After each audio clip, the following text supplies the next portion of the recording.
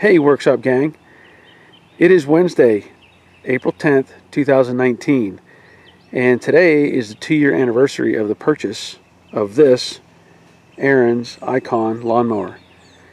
And it's also my wife's birthday, but don't tell anybody.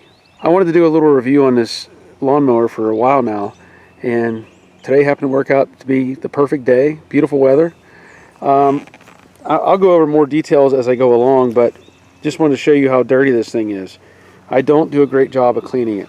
I will hose it off occasionally, but I don't do a great job. So I'm going to pressure wash it, get it all cleaned up. I plan to do an oil change, and I'll also go over some different things about this mower that I think are great, and maybe a few things that I think aren't so great. But for the most part, this has been a fantastic purchase. I will never buy another standard type of lawnmower again. After using this for 2 years, I'm just so satisfied with it, I can't tell you. I will also point out this is a 52-inch deck on this thing, and after I get it cleaned up, I'll go into more details about it.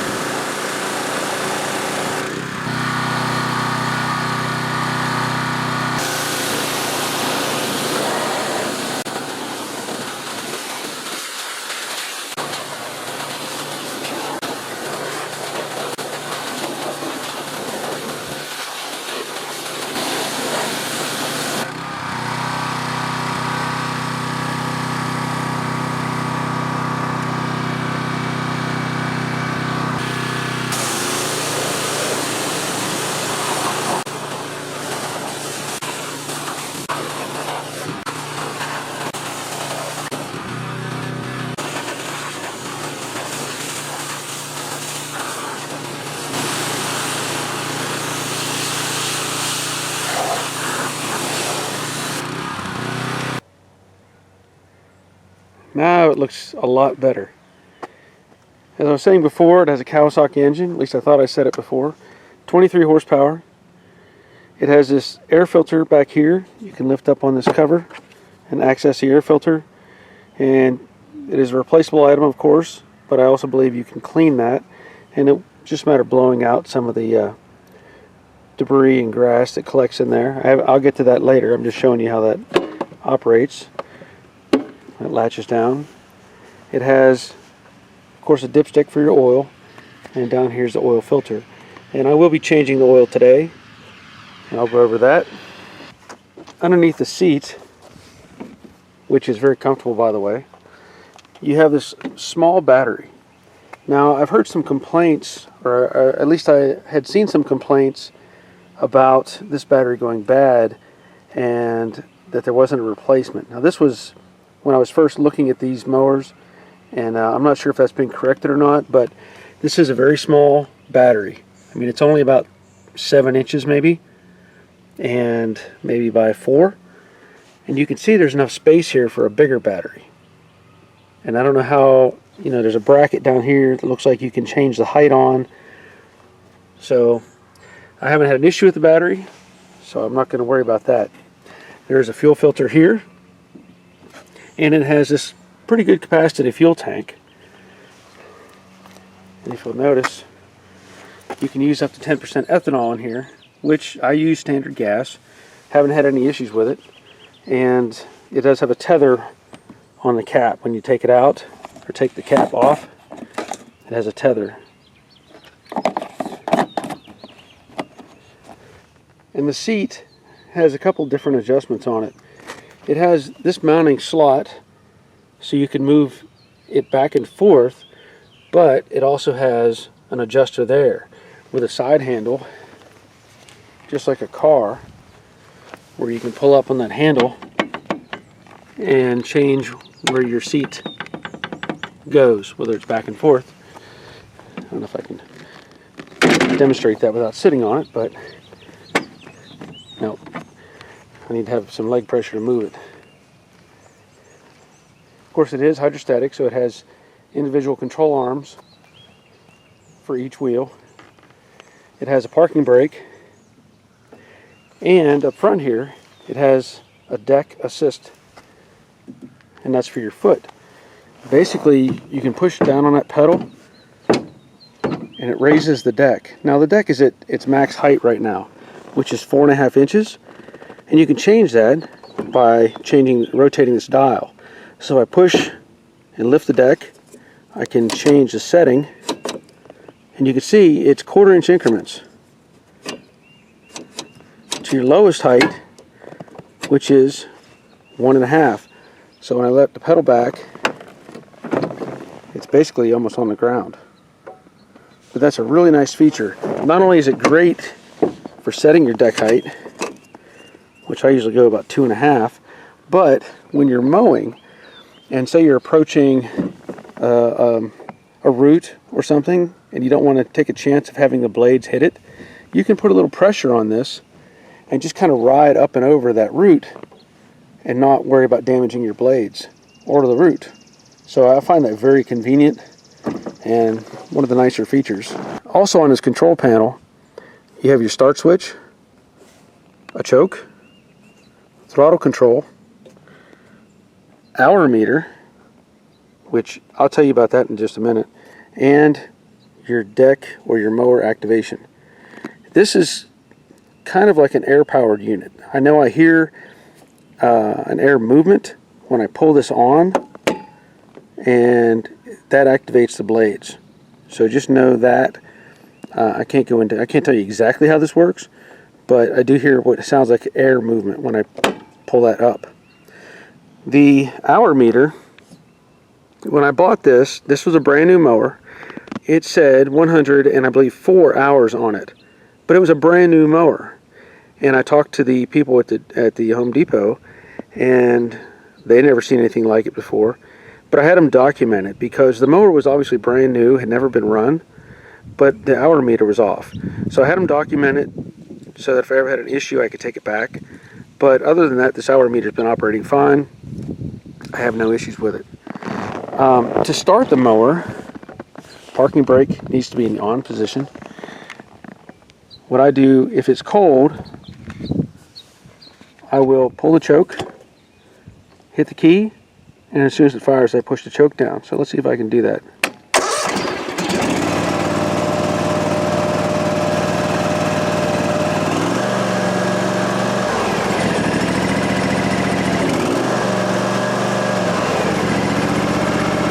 if I can hear that sound whenever I pull on the blade.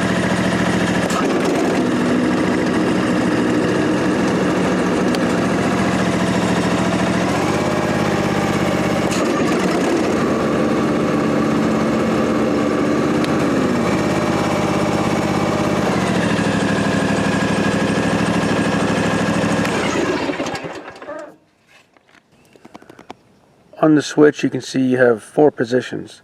The stop. This is like a headlight on if you had lights.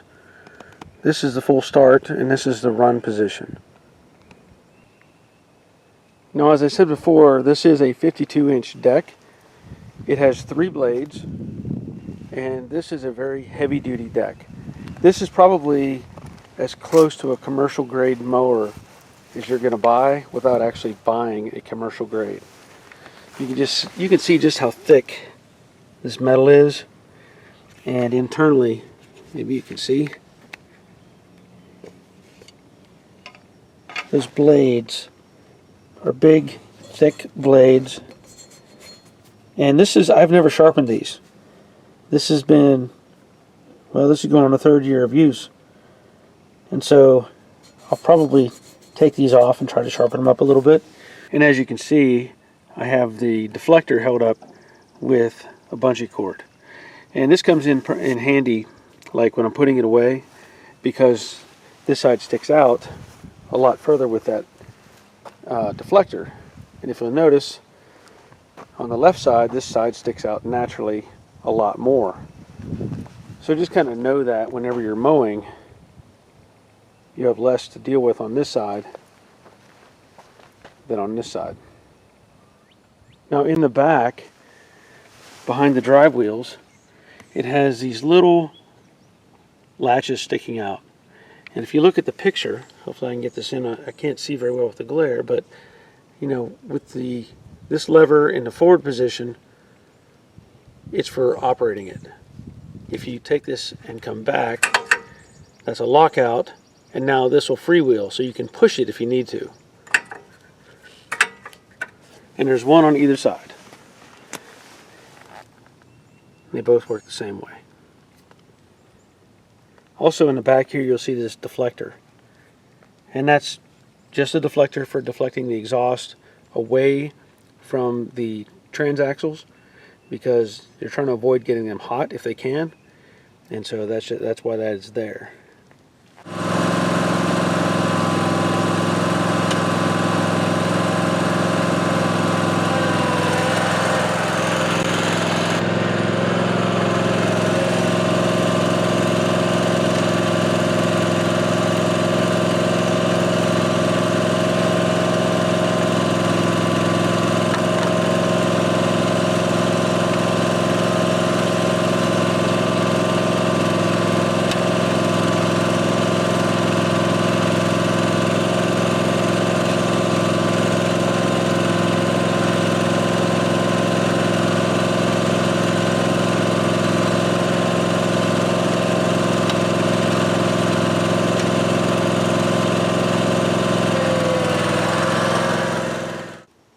Here's the owner's manual for the Kawasaki engine. And I want to show you this. Here's a maintenance schedule. Now, the online manual says to change the oil after the first 8 hours, as a break-in oil, I assume. And then it says 100 hours. So I'm going to be proactive. My mower technically has 50 hours of time on it, and I want this thing to last. So I'm just going to go ahead and change my oil today and be ahead of the curve. This shows you the heat range, so I'm going to use 10W40, and I'm also going to use this Wix oil filter. I bought this from O'Reilly Auto Parts. These aren't cheap. This filter I think was like $14, but it beats replacing your lawnmower or that nice Kawasaki engine. Here's something I think is pretty cool about this engine. This is the oil drain, and if you'll notice, it's got a post sticking out, and there's a little cap, and you can take that cap off, and they provide you with this clear tubing. And so the idea is you snake this down to the drain pan that I have below. You slip that onto the end of that fitting, and make sure you get that angled right so that it goes down. And it should be just a matter of rotating this.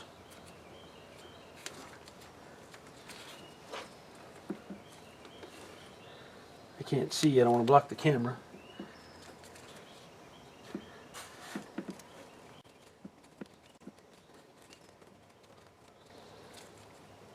There it goes. I had to rotate that a few turns while keeping the hose in place. So now I can let that drain and hopefully not spill any motor oil.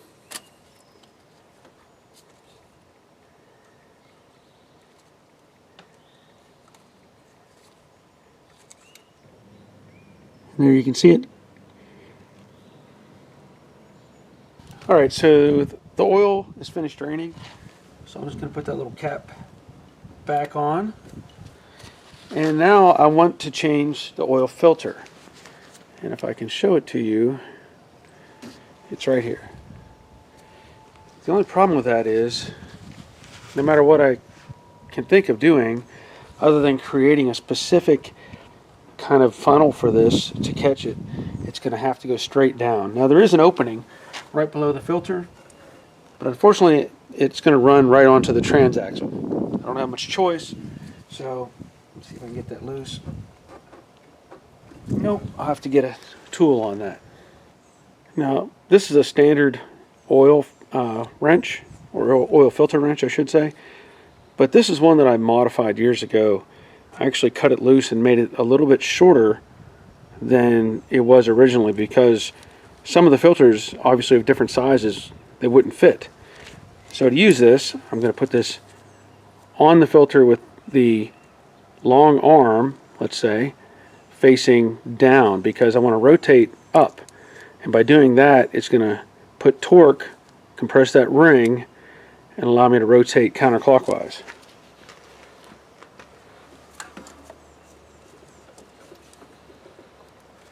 See if I can get in there.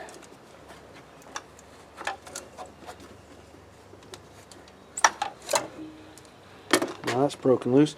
And I'm going to try to remove this quickly so that I don't lose a lot of oil.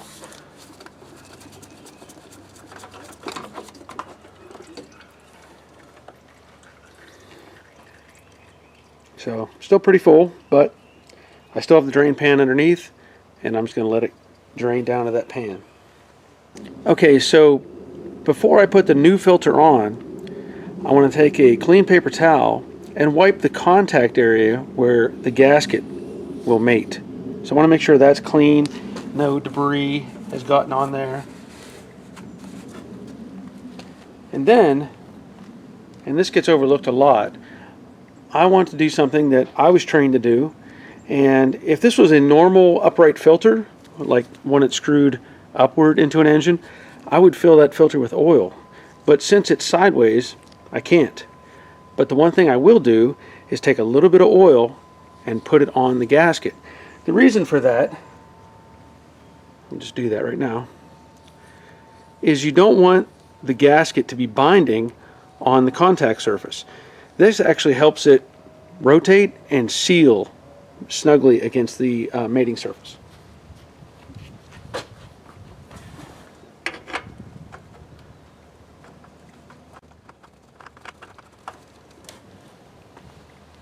Now, another thing I want to point out, when you're changing these oil filters, you don't put a wrench on them, ever. You don't need to. It's not designed to have a wrench tighten them. If they use a wrench on your car at the oil change place, they're doing it wrong. It needs to be turned to where the gasket makes contact with the mating surface. Once it makes contact, you tighten it 1/2 to 3/4 of a turn. And that's it. It doesn't need any more. So here I have contact right there, and I can rotate that. And once I get that rotation where I want it, I'm done. Now, if you want, you can take a Sharpie or something, a silver Sharpie, and put a mark on it so you know where you start from for your index, and then you can figure out where 1/2 or 3/4 of a turn is, and that's it. And that's all it takes to change that filter. Alright, so now I want to add my engine oil. Per the manual, it says I can use 10W40, and that's what I'm going to use. And I'm just using conventional oil. And I want to point out that on the dipstick it says, for correct oil level, do not turn cap on the threads. What that means is you just insert the dipstick and let it sit. You don't rotate it. You make contact with the threads on the top with the threads in the cap. And then you pull it out and check your level. Don't turn it in.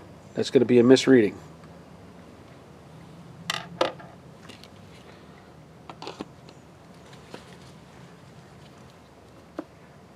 Now in my case, I'm using 10W40, and I have a 1-gallon container that I bought from O'Reilly's, and I will just use what it's required, which it says 2.2 quarts with the oil filter change.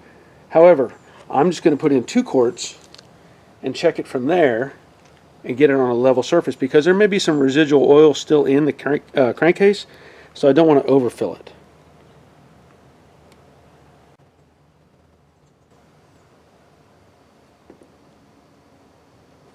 That is the nice thing about these bottles, having this clear index so you can see exactly how much you've used. So down here is the quart indication, 2 quart, 3 quart, 4 quarts, and then 5 quarts would be at the top, of course. Alright, so as I said before, per the instructions on the dipstick, I'm going to wipe it dry, and I'm only going to insert it to where it makes contact with the threads. Pull it out, check it, and there you can see, maybe you can see, that it's full. Exactly where it needs to be, and that's it. I wanted to point out a simple maintenance item. I think it's a simple maintenance item. But these handles, if you look, there's another hole down here. What that's for is you can change the height of your handle. So if you want it a little bit lower, you drop it down a hole, and if you like it on the higher side, you leave it on the high one. But along with that, these holes are also just a little bit large. So what that means is you can loosen these up, and you can index the handle back and forth a little bit off of this main shaft. And really that comes down to fine tuning, because you want to keep these even just for general purposes. But mine was slightly out of adjustment, and I adjusted it to get it back to where it needed to be. There are also ways to adjust the deck height. I'm not going to get into a lot of detail. It requires adjustments down here to change the pitch angle, side to side or front to rear. And I did have to do a little bit of tuning with that, but that's really something you want to look at the manual to get that understanding. For the most part, that's it. I'm not going to mess with the blades today. I may sharpen them the next time I get ready to cut, but I do want to show you something with the yard. So I'm going to make a few passes out in the yard and then show you something that can be a little bit of a problem, but let me do that first and then I'll show you.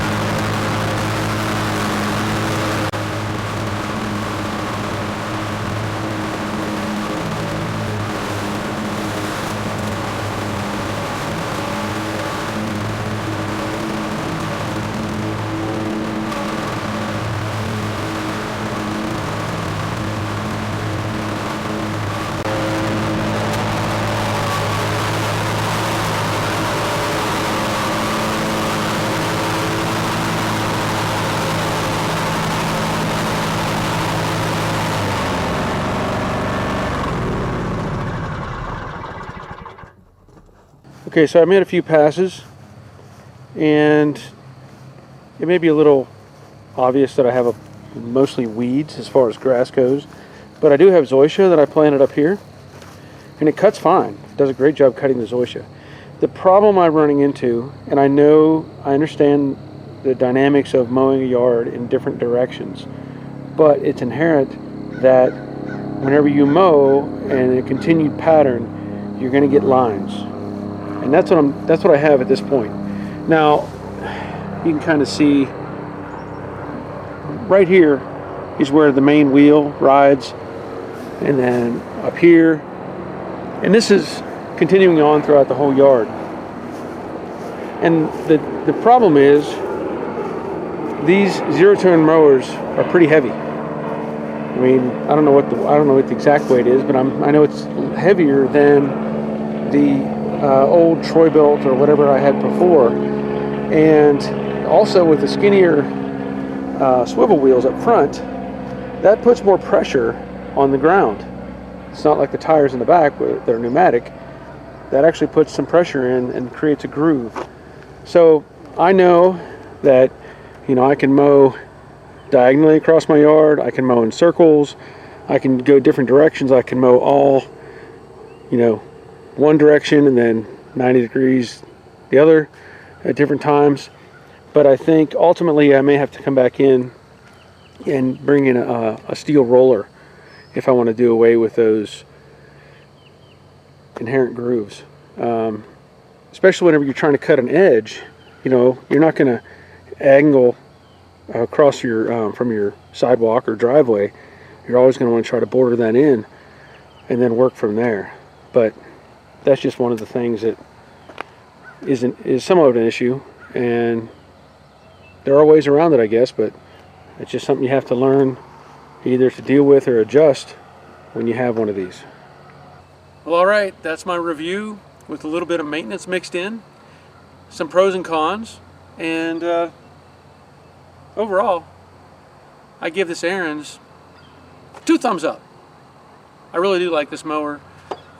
It's so maneuverable, it's so easy to operate, and like I said, I won't go back to a tractor style of mower, and there's just no reason to. Unless I would have a bigger piece of property where I had, you know, 5 acres and I'd have like a brush hog or something like that.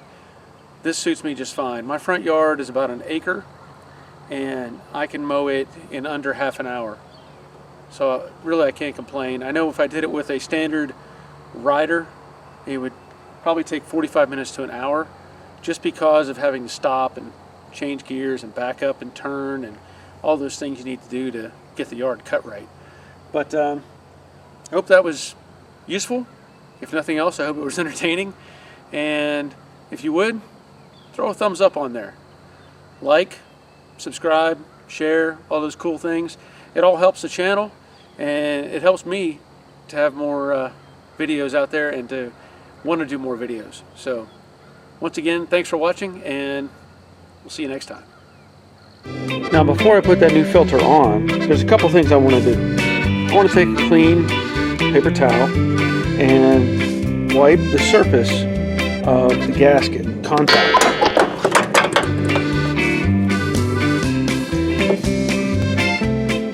Bloop.